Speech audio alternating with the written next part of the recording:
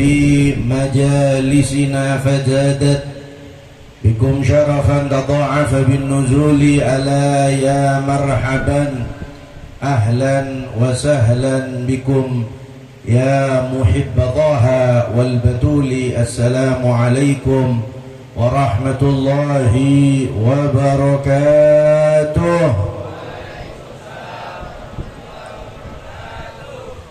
بسم الله والحمد لله والصلاة والسلام على رسول الله سيدنا محمد بن عبد الله وعلى آله وصحبه ومن والاه ولا حول ولا قوة إلا بالله العلي العظيم. سبحانك لا علم لنا إلا ما علمتنا إنك أنت العليم الحكيم. رب اشرح لي صدري ويسر لي أمري واحلل عقدة من لساني يفقه قولي وسدد لساني واحدي قلبي بجاه سيدنا محمد بجاه سيدنا محمد وآله.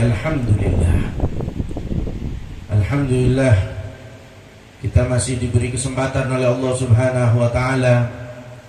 Kita masih diberi nikmat oleh Allah Subhanahu wa taala, nikmat iman, nikmat Islam, nikmat sehat, nikmat afiah, nikmat bisa bermunajat kepada Allah Subhanahu wa taala, nikmat bisa berkumpul untuk mencari ridha Allah Subhanahu wa taala, nikmat bisa berkumpul untuk mencari syafaat baginda Nabi besar Muhammad sallallahu alaihi wasallam. Alhamdulillah, mari kita gunakan semua nikmat yang Allah berikan kepada kita untuk ibadah kepada Allah Subhanahu wa taala, untuk lebih dekat kepada Allah Subhanahu wa taala, untuk lebih semangat beribadah kepada Allah Subhanahu wa taala, untuk lebih bersungguh-sungguh bersimpuh di hadapan Allah Subhanahu wa taala, untuk bersungguh-sungguh bertaubat kepada Allah Subhanahu wa taala. Dan mudah-mudahan semua nikmat-nikmat yang Allah berikan kepada kita, mudah-mudahan semua nikmat tersebut ditambah oleh Allah Subhanahu wa taala. Mudah-mudahan semua nikmat yang diberikan kepada kita oleh Allah Subhanahu wa taala disempurnakan oleh Allah Subhanahu wa taala.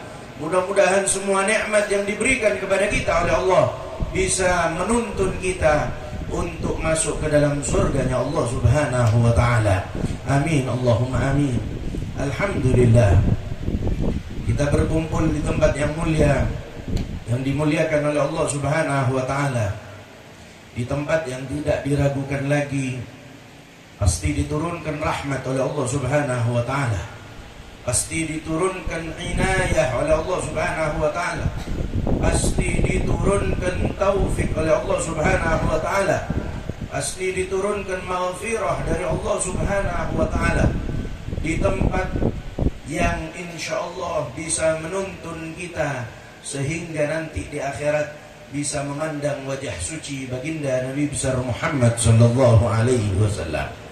Amin, Allahumma amin. Alhamdulillah, pada malam hari ini tadi sudah disebutkan oleh Pak MC ini, tadi disebutkan temanya adalah para aulia adalah pintu mengenal Allah dan Rasul sallallahu alaihi wasallam, Rasulnya Allah Subhanahu wa taala.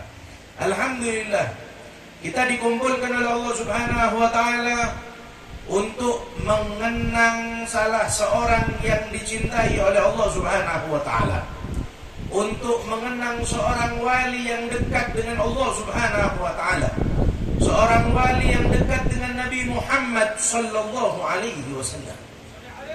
Sebelum kita membahas hal tersebut, disebutkan bahwasanya haul diadakan itu untuk 3 tujuan. Di antara 3 tujuan tersebut, yang pertama adalah lil istighfar, untuk kita memohon ampun kepada Allah Subhanahu wa taala, untuk mengingatkan kepada kita bahwasanya kita semuanya setiap hari banyak dosa dan bergelimangan dosa kepada Allah Subhanahu wa taala. Maka dari itu ketika ada acara-acara haul seperti malam hari ini adalah kesempatan untuk kita untuk meminta ampun kepada Allah Subhanahu wa taala, untuk beristighfar kepada Allah Subhanahu wa taala supaya semua dosa-dosa kita diampuni oleh Allah Subhanahu wa taala. Karena di dalam acara haul dari awal sampai akhir disebutkan nama-nama Allah Subhanahu wa taala, disebutkan nama Nabi Muhammad sallallahu alaihi wasallam, dibacakan salawat kepada Habibuna Muhammad sallallahu alaihi wasallam. Hal itu semuanya untuk istighfar supaya melebur dosa-dosa yang pernah kita lakukan kepada Allah Subhanahu wa taala. Kita berkumpul di majelis seperti malam hari ini adalah nikmat yang besar dari Allah Subhanahu wa taala. Kita jangan hanya bersyukur kepada Allah bisa hadir di majelis seperti malam hari ini. Akan tetapi Allah Subhanahu wa taala tidak akan pernah menakdirkan kita hadir kecuali insyaallah kita nanti di akhirat akan diselamatkan oleh Allah Subhanahu wa taala. Insyaallah kita semuanya yang ditakdirkan hadir oleh Allah Subhanahu wa taala, mudah-mudahan nanti di hari kiamat Al-Faqihil Muqaddam mengenal kita, memanggil kita, menuntun kita masuk ke dalam surga Allah Subhanahu wa taala. Dan kita hadir di tempat yang mulia ini adalah dengan tujuan untuk membersihkan diri kita dari dosa-dosa tersebut. Maka dari itu semua yang kita lakukan di tempat yang mulia ini akan menjadi balasan di akhiratnya Allah Subhanahu wa taala untuk melebur semua dosa-dosa kita. Itulah manfaat di antara manfaat yang sangat banyak dari hadirnya kita ke haul, orang-orang wali yang dekat dengan Allah Subhanahu wa taala. Kemudian kita malam hari ini mengadakan peringatan haul orang yang mulia dan agung Al-Faqihil Muqaddam Muhammad bin Ali Ba'alawi. Di dalam satu perkataannya Habib Umar bin Hamid Al-Jailani pernah menyebutkan tentang 3 pondasi utama di dalam kehidupannya Al-Faqihil Muqaddam Muhammad bin Ali Ba'alawi. Beliau menyebutkan pondasi utama yang ada di dalam diri Al-Faqihil Muqaddam. Beliau mendapatkan julukan Al-Faqih, yang mana ketika kita rinci, Al-Faqih tidak disematkan di dalam diri seseorang kecuali dia adalah orang yang memiliki ilmu yang sangat-sangat luas. Dari hal ini kita tahu bahwasanya seharusnya seorang hamba harus memiliki ilmu untuk mendapatkan ridho Allah Subhanahu wa taala. Seharusnya seorang hamba harus belajar ilmu supaya sampai kepada Allah Subhanahu wa taala. Al-Faqihil Muqaddam dari kecilnya selalu menuntut ilmu, belajar ilmu agamanya Allah Subhanahu wa taala. Tidak terlewatkan satu waktu dari kehidupannya kecuali mempelajari ilmu-ilmu Allah dan syariat Habibuna Muhammad sallallahu alaihi wasallam. Ini yang harus kita contoh. Beliau berilmu, beliau mempelajari ilmu agama. Kita hadir di majelis ini harus mengikuti apa yang beliau jadikan pondasi di dalam kehidupannya. Yang pertama yaitu berilmu. Seharusnya bagi kita untuk mempelajari ilmu Allah. Orang tidak berilmu tidak akan pernah sampai kepada Allah. Orang tidak berilmu tidak akan pernah baik di dalam ibadahnya. Orang tidak berilmu tidak akan pernah sampai kepada Allah. Tidak akan pernah ma'rifat kepada Allah. Tidak akan pernah bersambung hatinya kepada Habibuna Muhammad sallallahu alaihi wasallam. Jadi hal yang pertama yang perlu kita tekankan di dalam diri kita adalah mempelajari syariat Nabi Muhammad sallallahu alaihi wasallam. Makanya baginda Nabi telah menyebutkan bahwasanya kita kita diperintahkan untuk belajar ilmu agama. Minal mahdi ilal lahdi. Mulai dari kita ditimang seorang ibu, belum bisa apa-apa, kita diperintahkan untuk belajar ilmu agama. Kenapa kok mulai dari timangan seorang ibu? Padahal kita tidak bisa apa-apa, belum bisa menulis, belum bisa berucap, belum bisa berkata-kata. Akan tetapi baginda Nabi besar Muhammad sallallahu alaihi wasallam menekankan seawal mungkin, sedini mungkin, ajarkan keluarga kita untuk mempelajari syariat Nabi Muhammad sallallahu alaihi wasallam.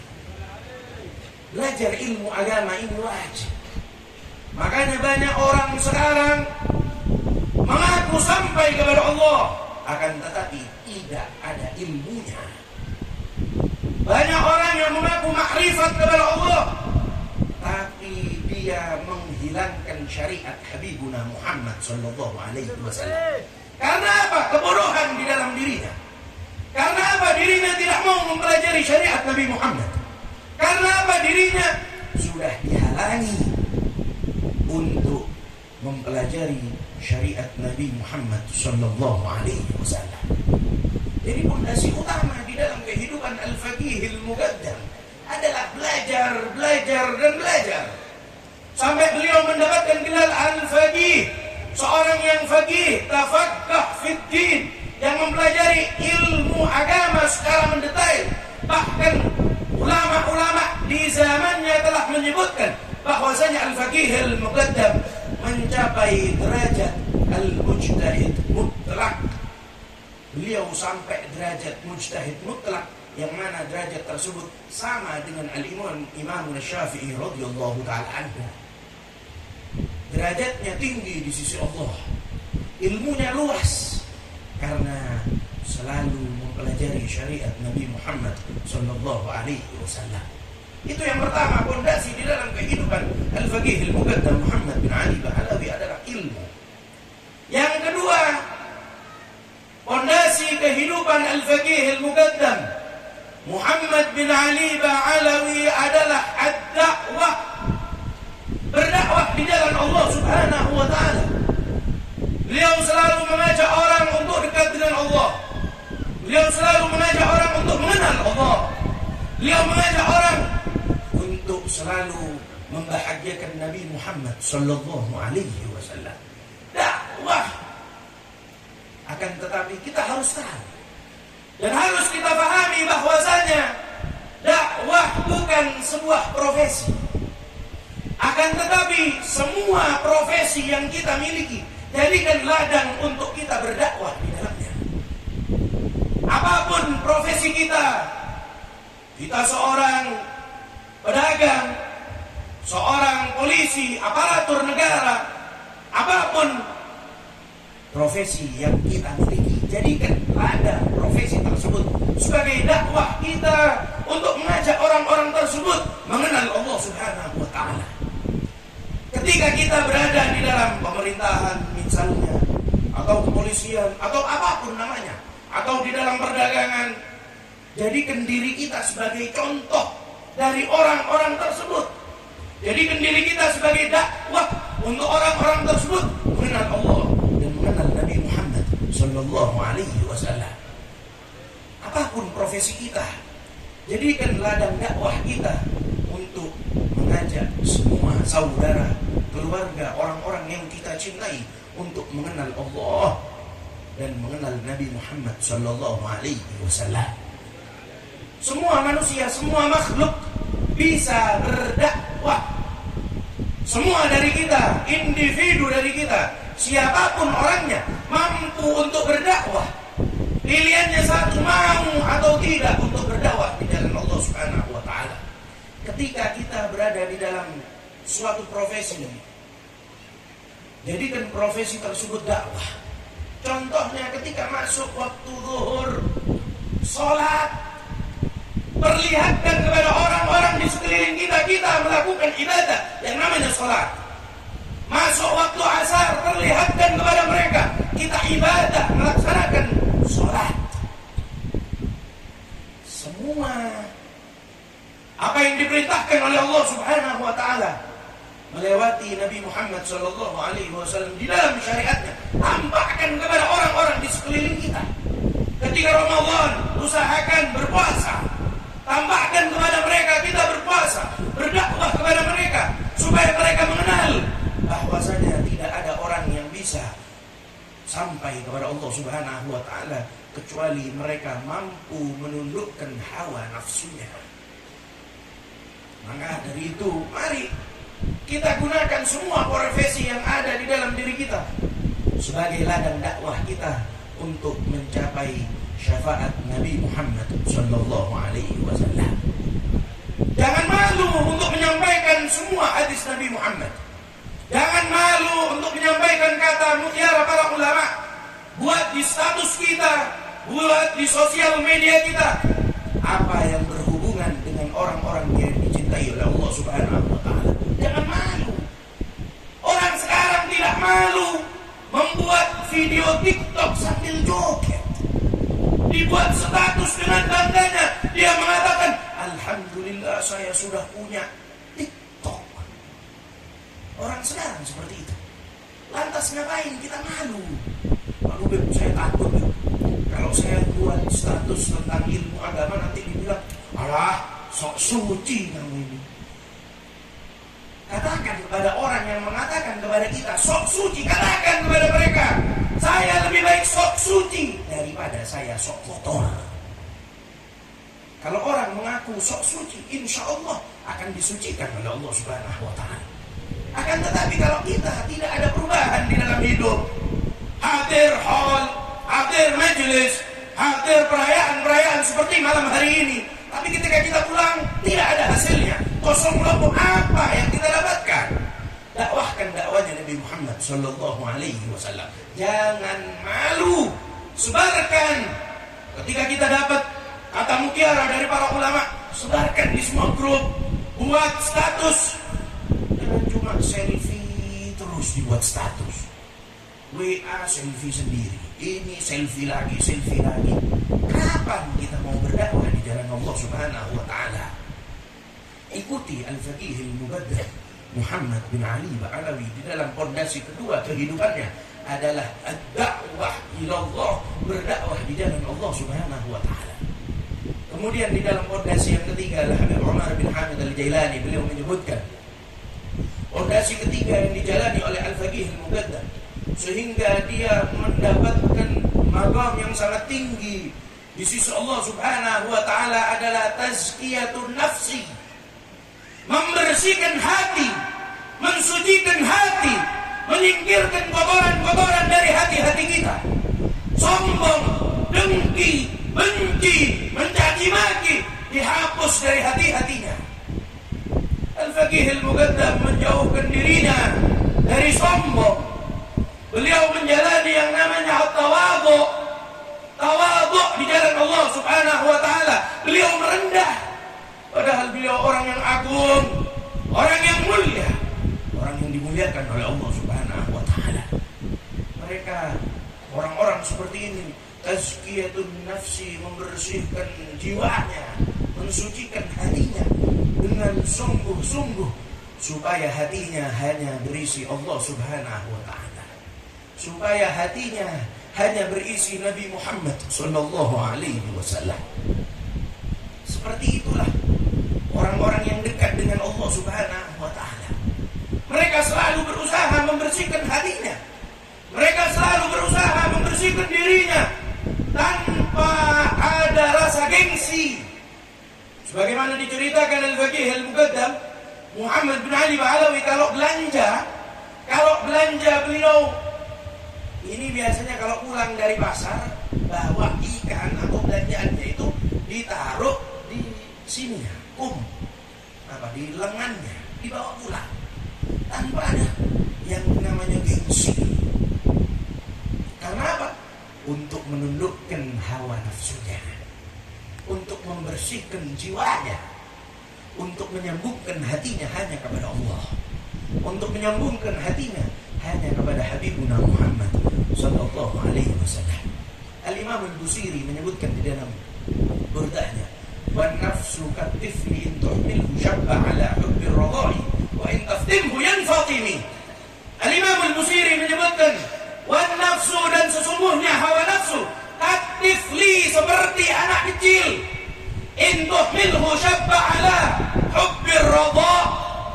Nafsu ini seperti bayi. Kalau seandainya seorang bayi umur 1 tahun menyusu kepada ibunya, umur 2 tahun menyusu kepada ibunya, ketika selesai dari umur 2 tahun, ketika tidak disapih sampai umur 10 tahun bahkan tetap nyusu. Akan tetapi nafsu ini harus dijadikan seperti bayi yang disapih. Artinya disapih, dilepas. Harus kita berusaha. Sampai kapan kita akan menuruti hawa nafsu? Sampai kapan kita akan leye-leye?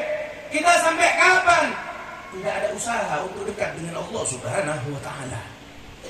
Akan tetapi kalau seorang bayi umur 2 tahun disapih, artinya biasanya kalau seorang bayi itu akan dilepas dari menyusu, biasanya diberi sesuatu yang pahit atau sesuatu yang tidak enak supaya bayi tersebut tidak mau menyusu kepada ibunya lagi.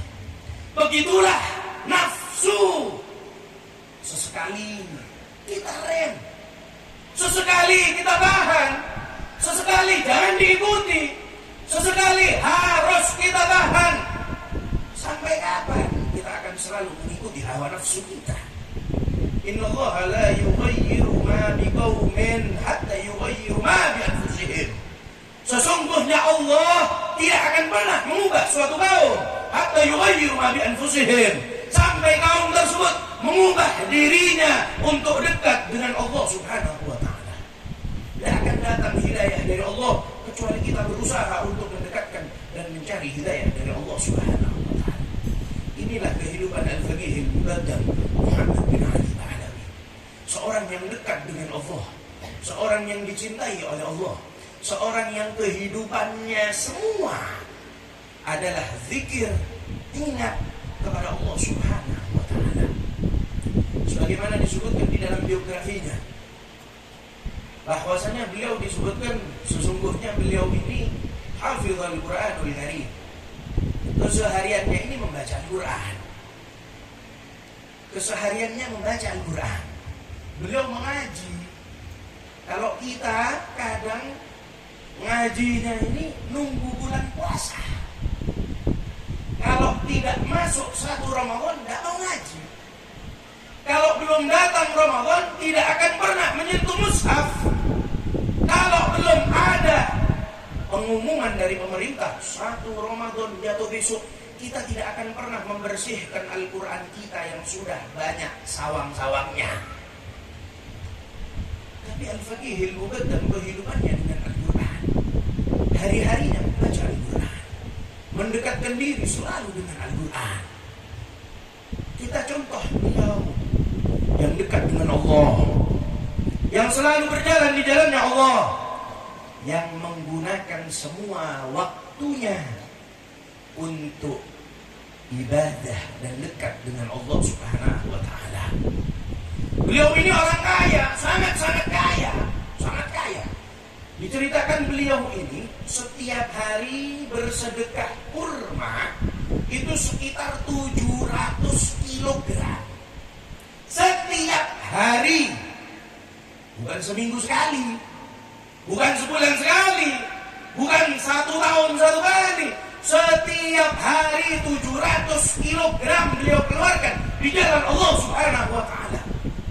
700 kilo. Kita mengeluarkan 10.000 sudah diungkit-ungkit sampai 2 bulan. Kita sedekah 100.000, kita buat status di sosmed. Kita sedekah di jalan Allah, tidak mau mengeluarkan kecuali di foto dulu. Tapi Al-Faqih Al-Muqaddam tidak mau, jauh dari hal itu semua. Beliau mengeluarkan sedekah di jalan Allah Subhanahu wa ta'ala. Bahkan disebutkan la yahjubuhul khalq anil khalq anil khaliq. Disebutkan la yahjubuhul khalq anil khaliq. Al-Faqih Al-Muqaddam ini tidak pernah Sambungannya kepada Allah ditutupi oleh sesuatu apapun dari makhluk. Pernah satu waktu Al-Faqih Al-Muqaddam ketika berkumpul dengan teman-temannya, kemudian beliau berkata, ayo, siapa dari kalian mungkin ada yang bermimpi tentang aku tadi malam? Kata Al-Faqih Al-Muqaddam. Belum ada yang menjawab. Diulangi lagi oleh Al-Faqih Al-Muqaddam, mungkin ada seorang dari kalian yang bermimpi tentang aku tadi malam. Belum ada juga yang menjawab. Kemudian diulangi lagi, mungkin ada yang bermimpi tentang aku tadi malam. Kemudian ada satu orang mengangkat tangannya, ya Syekh, wahai Faqih Al-Muqaddam, wahai Muhammad bin Ali, sesungguhnya aku tadi malam bermimpi tentang engkau. Kemudian dijawab oleh Al-Faqih Al-Muqaddam, apa mimpi yang engkau lihat? Halo, tidak usah lihat itu. Lihat ke sini. Kenapa lihat itu? Kata Al-Faqih Al-Muqaddam, apa yang engkau mimpikan tadi malam? Kemudian dijawab oleh orang tersebut, sesungguhnya aku bermimpi di malam tersebut pohon korma ada terjadi yang namanya kiamat. Kemudian aku melihatmu, wahai Muhammad bin Ali, sesungguhnya engkau sibuk dengan kebun kurmamu.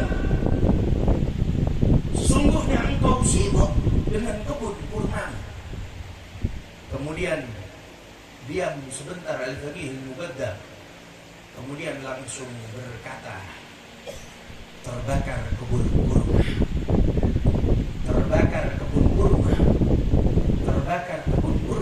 Sesungguhnya ketika dilihat oleh teman-temannya, kebun kurma milik Al-Faqih Al-Muqaddam di saat tersebut terbakar. Kemudian orang ini dengan menyesal mengatakan, wahai Muhammad bin Ali, sesungguhnya aku tidak bermimpi hal itu. Apa jawaban beliau? La yahjubuni al-khalqu anil khaliq. Tidak ada yang boleh menjadi hijabku kepada Allah Subhanahu wa ta'ala. Langsung secara otomatis terbakar. Kemudian orang itu mengatakan, wahai Muhammad bin Ali, sesungguhnya aku berkata seperti itu hanya ingin meminta sedikit dari kurma yang engkau miliki. Akan tetapi perkataannya salah, menjadikan yang namanya kebun kurma penghalang untuk sampainya Al-Faqih Al-Muqaddam Muhammad bin Ali Ba'alawi untuk sampai kepada Allah Subhanahu wa ta'ala. Makanya kita ini ketika sudah dikenalkan oleh guru-guru kita dengan orang-orang yang dekat dengan Allah, alhamdulillah kita punya guru-guru yang mulia, sebagaimana guru kita Al-Habib Haidar bin Muhsin bin Ali Al-Hindwan mengenalkan kita tentang Al-Faqih Al-Muqaddam. Tujuan utama kita dikenalkan kepada orang-orang yang mulia, kepada wali-walinya Allah Subhanahu wa ta'ala, supaya mereka menjadi perantara untuk kita mengetuk pintu langit, untuk menjadi perantara kita supaya kita bisa meminta syafaat Habibuna Muhammad, supaya kita bisa menyambungkan hati melewati wali-walinya Allah, melewati orang-orang yang dekat dengan Allah, supaya kita selamat di dunia, lebih-lebih di akhiratnya Allah Subhanahu wa ta'ala. Kita harus bersyukur kenal dengan wali Allah. Kita harus bersyukur memiliki guru yang mulia dan agung, dikenalkan kepada orang-orang yang dekat dengan Allah Subhanahu wa ta'ala. Ini harus kita syukuri, karena orang-orang yang mulia, karena orang-orang yang agung, sebagaimana disebutkan di dalam satu syair, idza hallau bimanzilatin, kalau seandainya orang yang mulia berada di satu tempat, berada di dalam satu hati, maka hidayah Allah akan ikut di dalam hati tersebut. Ketika di hati kita ada guru-guru kita Al-Habib Haidar, ada guru kita Al-Habib Muhsin, ada guru kita Al-Habib Umar bin Muhammad bin Salim bin Hafid, ada guru-guru kita Al-Faqih Al-Muqaddam Muhammad bin Ali Ba'alawi. ketika mereka mendapatkan nur, mendapatkan hidayah dari Allah, nama kita insya Allah akan mendapatkan bagian dengan hidayah yang mereka dapatkan.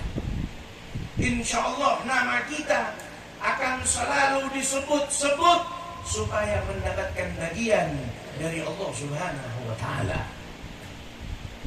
Ketika kita sudah mengenal wali Allah, ketika kita sudah diperkenalkan tentang walinya Allah, ketika kita sudah memahami wali Allah, maka yang pertama harus kita lakukan adalah mengikuti mereka, menjalani jalannya mereka.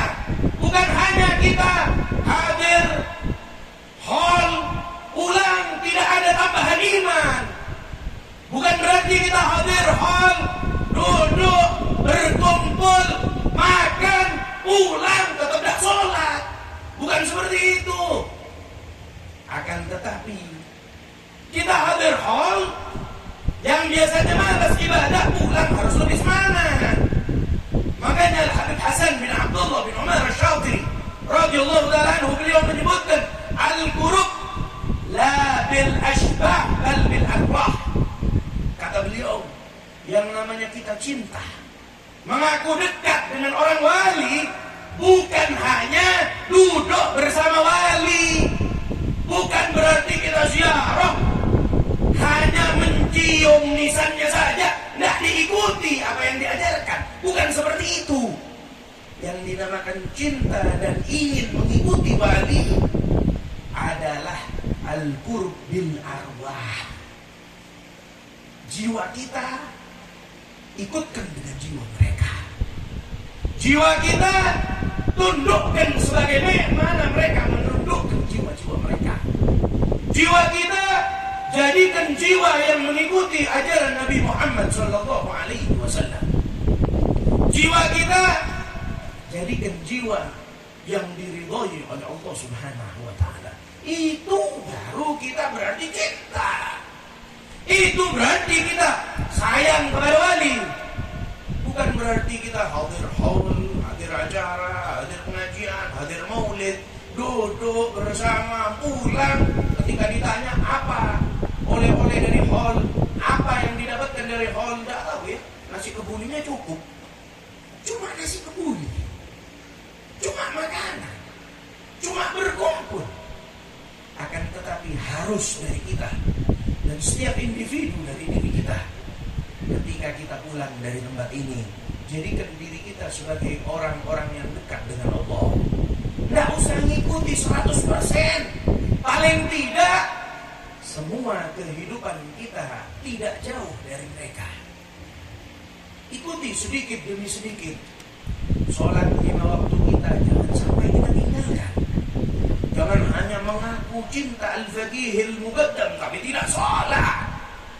Al-faqihil muqaddam tidak lepas dari sholat. Bukan hanya sholat yang 5 waktu, sholat semua sunnah semuanya dilaksanakan. Bukan hanya itu, beliau melaksanakan sholat sunnah setiap malamnya 1000 rakaat. Bahkan disebutkan bahwasanya al-faqih al-muqaddam nuskhatun minal Imam Ali Zainal Abidin, sebuah kopian dari Sayyidina Imam Ali Zainal Abidin. Kopiannya sudah. Ikuti sedikit demi sedikit mereka. Mereka selalu ingat kepada Allah, jalan di jalan Allah. Mereka tidak jauh kehidupannya Allah, Nabi Muhammad, syariat Nabi Muhammad sallallahu alaihi wasallam. Ajarkan kepada keluarga kita sholat 5 waktunya jangan sampai ditinggalkan. Orang sekarang kadang sudah tua, umur 50 masih belum sholat. Ketika ditanya kenapa tidak sholat, saya sudah terbiasa dari dulu memang tidak sholat. Banyak orang seperti itu. Katakan kepada orang yang mengatakan hal itu, kalau ada orang bilang saya sudah biasa Beb, memang tidak sholat dari dulu sudah Beb, biar sudah Beb, tahu-tahu nanti sudah di akhirat. Nah, katakan kepada orang yang berkata seperti itu, kasih tahu dia bahwasanya dia mendapatkan tiket VVIP masuk ke dalam nerakanya Allah Subhanahu wa Ta'ala. Hati-hati, sholat ini perkara wajib. Tidak ada seorang wali tidak sholat kecuali sangat-sangat sedikit. Ada yang memang makrifat kepada Allah, akan tetapi jangan contoh wali dari itunya. Makanya disebutkan oleh Sayyidina Fakhrul Wujud Syekh Abu Bakar bin Salim menyebutkan, man lam takun lahu bidayah muhriqah, lam takun lahu nihayah musyriqah. Siapa orang yang mulai masa mudanya tidak mau ibadah, tidak mau dekat dengan Allah, tidak mau sholat, tidak mau puasa, tidak mau ibadah, tidak akan pernah dia mendapatkan kemuliaan di masa tuanya. Tidak akan pernah dia mendapatkan kemuliaan di kemudian hari. Tidak akan pernah dia dibahagiakan kepada Allah Subhanahu wa Ta'ala ketika dia di masa senjanya. Makanya dari nol, dari sekarang kita biasakan untuk ibadah. Mari kita ibadah kepada Allah, dekatkan diri kepada Allah, sungguh-sungguh di dalam mendekatkan dan melaksanakan syariat baginda Nabi besar Muhammad sallallahu alaihi wasallam. Hati-hati, hati-hati. Bahkan disebutkan oleh Al-Habib Abdullah Al-Haddad, qaumun kiramun atharullah rabbahum fa'atharahum wa ikhtassahum min wilayati. Mereka itu wali lebih mendahulukan Allah di dalam segala kehidupannya. Orang wali ini mendahulukan Allah di dalam kehidupannya. Ketika mereka dalam keadaan berjual beli atau berdagang, ketika masuk waktu zuhur, mereka tutup perdagangannya, mereka laksanakan sholat, mendahulukan Allah daripada dunianya. Sebagaimana kita tahu, di kota Tarim seperti itu, masuk waktu zuhur, semua orang tutup, berangkat ke masjid sholat. Mereka lebih mendahulukan Allah, lebih mendahulukan ibadah, lebih mendahulukan sambungan kepada Allah, lebih mendahulukan hatinya supaya selalu bercahaya dengan Allah Subhanahu wa Ta'ala. Itu tuh apa yang mereka dapatkan ketika mereka mendahulukan Allah, mengedepankan Allah di dalam segala aspek kehidupannya. Ketika berdagang ditutup masuk waktu zuhur, mereka sholat. Ketika masuk waktu asar seperti itu, mereka tutup, mereka laksanakan sholat. Ketika masuk waktu Jumat, mereka tutup, mereka berangkat untuk sholat Jumat. Allah didahulukan. Kemudian apa yang akan mereka dapatkan? Wakhtassahum bil wilayati. Maka orang-orang yang mengedepankan Allah, yang mengedepankan syariat Nabi Muhammad daripada kehidupannya, daripada semua apa yang dia laksanakan, maka dia akan mendapatkan keistimewaan, akan diangkat sebagai orang-orang yang dekat dengan Allah Subhanahu wa Ta'ala. Makanya orang-orang seperti Al-Faqih Al-Muqaddam ini orang yang dekat dengan Allah, hatinya isinya Allah. Kalau saya ngikuti itu, waduh terlalu jauh ya. Nah, ikuti sedikit demi sedikit. Wiritannya jangan dilepas, ibadahnya jangan sampai kita tinggalkan. Makanya Al-Faqih Al-Muqaddam setiap bagaimanapun apa yang dia laksanakan, ibadah kepada Allah Subhanahu wa Ta'ala. Beliau ini setiap malam itu uzlah untuk ibadah di namanya Syekh Mu'ayyid. Beliau ini selalu ibadah setiap malam. Pernah satu waktu beliau ini ketika mau ibadah uzlah, mau ibadah di dalam di tempat yang namanya Syekh Mu'ayyid, beliau ini keluar dari rumahnya. Ketika keluar dari rumahnya, berjalan, ternyata dari belakang putranya yang bernama Ahmad mengikuti ayahnya Al-Faqih Al-Muqaddam Muhammad bin Ali Ba'alawi, mengikuti Al-Faqih Al-Muqaddam, diikuti dari belakang oleh anaknya, diikuti. Ketika berjalan beliau mengeluarkan tasbihnya, kemudian mengucapkan La ilaha illallah. Ketika beliau mengucapkan La ilaha illallah, semua bebatuan, pepohonan bersama-sama mengikuti La ilaha illallah. Karena semua hidupnya adalah zikir, semuanya tunduk kepada orang yang dekat dengan Allah Subhanahu wa ta'ala. Ketika orang tersebut takut kepada Allah, semuanya ditakutkan kepadanya. Ketika Imam Ahmad, anaknya Al-Faqih Al-Muqaddam tersebut ikut di belakangnya, mendengar bebatuan membaca La ilaha illallah, kaget, akhirnya pingsan. Ketika pingsan di tempat tersebut, Al-Faqih Al-Muqaddam Muhammad bin Ali Ba'alawi jalan terus. Kemudian ibadah di Syekh Ibnu Air. Setelah selesai kemudian kembali pulang. Ketika pulang jalan di jalan tersebut menemukan anaknya lagi pingsan. Kaget. Nah, kenapa anak saya kok di sini? Dibopong, dibawa pulang. Kemudian dibangunkan. Kemudian Al-Faqih Al-Muqaddam berkata, "Wahai anakku, kenapa? Kamu kok bisa seperti itu?" Kemudian menjawab, "Wahai ayahku, sesungguhnya aku mengikuti engkau di belakangmu. Aku mengikutimu di belakangmu, berjalan di belakangmu. Kemudian aku mendengar semua pepohonan, bebatuan mengikuti bacaan La ilaha illallah dari lisanmu. Seketika itu aku pingsan terkaget." Kemudian di tempat pingsannya Al-Imam Ahmad dibangun sebuah masjid, namanya Masjid Al-Imam Ahmad bin Muhammad bin Ali. Nah, di sana dibangunkan masjid. Kata Faqih Al-Muqaddam apa? "Wahai anakku, makanya kalau kamu mau ikut aku, kasih tahu dulu kepada aku." Supaya apa? Menutup semuanya tersebut dari anak-anaknya supaya tidak kaget. Mereka ini mendapatkan kemuliaan seperti ini karena ibadah, bukan karena makan tidur, bukan karena seenaknya, bukan karena enak-enakan kemudian jadi orang alim. Nah, mereka ibadah kepada Allah Subhanahu wa ta'ala. Mudah-mudahan kita semuanya dijadikan hamba yang dicintai oleh Allah Subhanahu wa ta'ala. Mudah-mudahan kita semuanya dijadikan hamba yang disayang oleh Allah Subhanahu wa ta'ala.